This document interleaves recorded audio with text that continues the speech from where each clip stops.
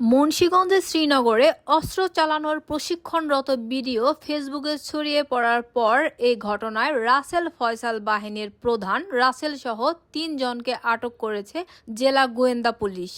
গত মঙ্গলবার রাতে ঢাকার দক্ষিণ কেরানীগঞ্জের মিরেরবাগ এলাকার একটি ভাড়াটিয়া ভবনে অভিযান চালায় ডিবি। এ সময় শ্রীনগরের বাগড়া এলাকার রাসেল হাওলাদার, সাখাওয়াত ব্যাপারী ও তারেক খানকে আটক করা হয়। মুন্সিগঞ্জ পুলিশ সুপার মোহাম্মদ শামসুল আলম সরকার প্রেস বিজ্ঞপ্তিতে এসব তথ্য জানান।